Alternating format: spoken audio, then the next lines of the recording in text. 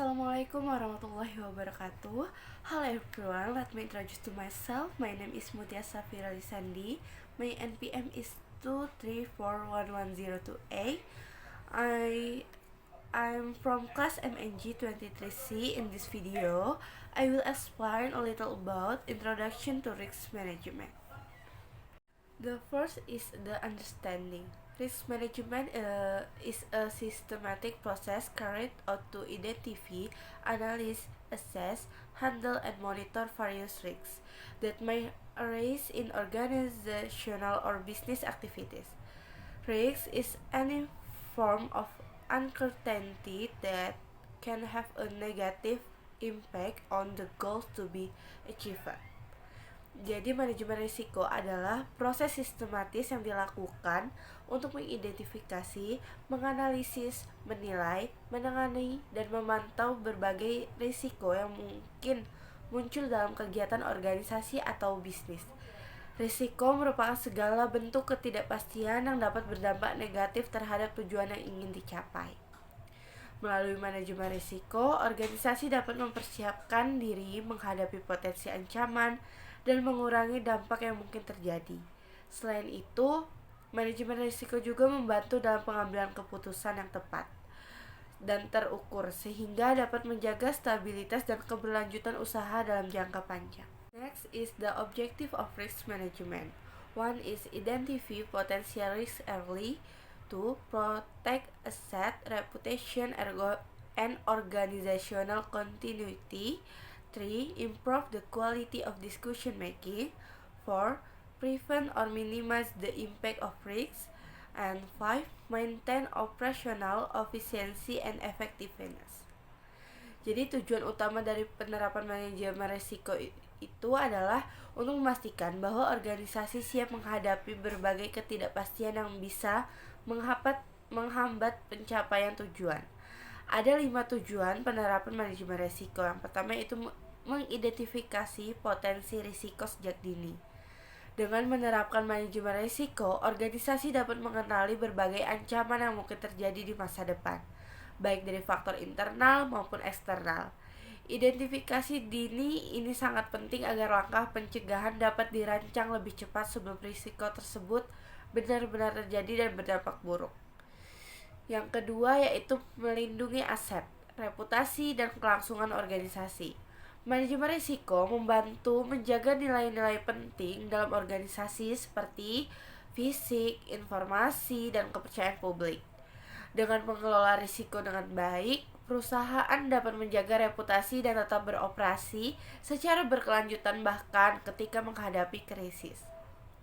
Yang ketiga yaitu meningkatkan kualitas pengambilan keputusan. Data dan analisis risiko memberikan dasar yang kuat bagi pimpinan organisasi untuk mengambil keputusan secara lebih bijak dan strategis.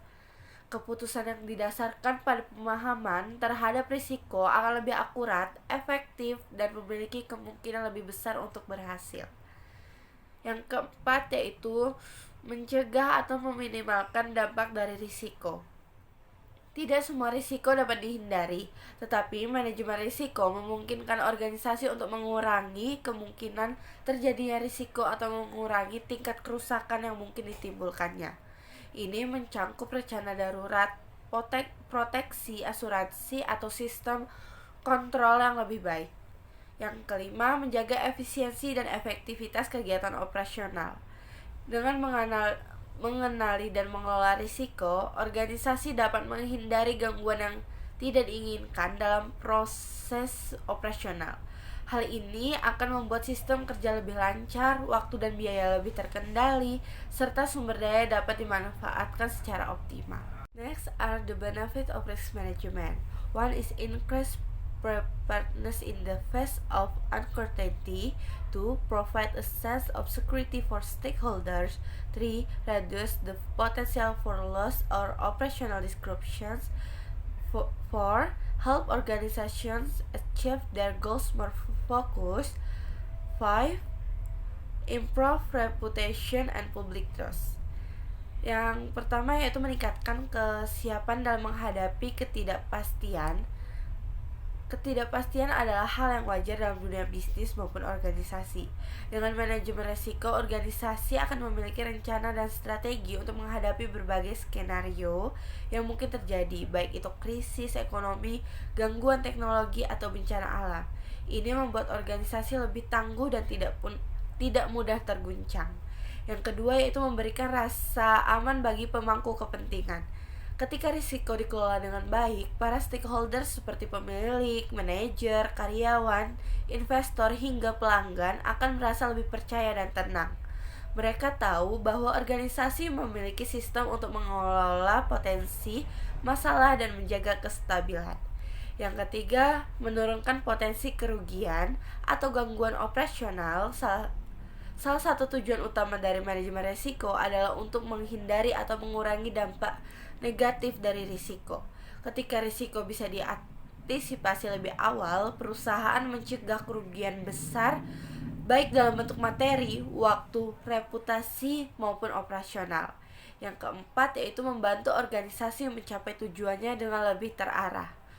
Dengan manajemen risiko, organisasi dapat fokus pada pencapaian target dan menghindari hambatan yang bisa menggagalkan rencana strategis. Risiko-risiko yang tidak relevan atau yang terlalu besar biasa dihindari sejak awal, sehingga semua sumber daya dapat diarahkan secara efisien. Dan yang terakhir, yang kelima, yaitu meningkatkan reputasi dan kepercayaan publik.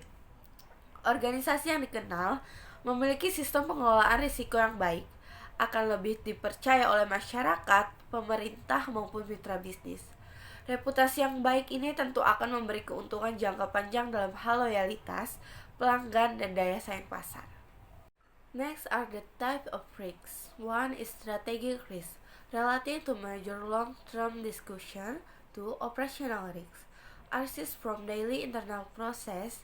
Three, financial risks, relating to cash flow, debt, or market fluctuations. 4 is compliance risks, relating to regulation or violation of the law. 5 is reputational risks, relating to the organization image in the eyes of the public. Next is the risk management process. 1 is risk identification, determine the risks that may occur. 2. Risk analysis, assess the likelihood and impact. 3. Risk evaluation, determine the priority of handling. 4. Risk handling, design action to avoid, reduce, or transfer risks. 5 is monitoring and review, evaluate the effectiveness of handling and make continuous improvements. Yang pertama yaitu identifikasi risiko. Langkah pertama adalah mengenali semua risiko potensial yang bisa mempengaruhi tujuan organisasi. Identifikasi ini bisa dilakukan melalui wawancara, diskusi kelompok, analisis dokumen, atau pengamatan langsung. Risiko dapat berasal dari berbagai sumber seperti faktor internal, karyawan, teknologi, proses bisnis, maupun eksternal, persaingan pasar, bencana alam, dan regulasi pemerintah. Contoh risiko kerusakan mesin, contohnya risiko kerusakan mesin, produksi, risiko kehilangan data, risiko perubahan kebijakan pemerintah. Yang kedua yaitu analisis risiko. Setelah risiko diidentifikasi, tahap selanjutnya adalah menganalisis tingkat keparahan atau dampak dan kemungkinan terjadinya risiko tersebut. Analisis ini bisa dilakukan secara kualitatif maupun kuantitatif. Tujuannya adalah untuk memahami sejauh mana risiko tersebut dapat mengganggu operasional atau tujuan organisasi. Hasil dari analisis risiko ini sering dituangkan dalam bentuk matriks risiko atau risk matrix yang memetakan tingkat risiko dari rendah, sedang, hingga tinggi. Yang ketiga yaitu evaluasi risiko. Setelah dianalisis, risiko dievaluasi untuk menentukan prioritas penanganannya. Tidak semua risiko perlu ditangani secara langsung. Beberapa mungkin bisa diterima. Dalam tahap ini, manajemen menentukan risiko mana yang memerlukan perhatian segera dan mana yang masih bisa ditunda penanganannya. Evaluasi ini membantu dalam pengambilan keputusan strategis tentang bagaimana sumber daya akan digunakan untuk mengelola risiko.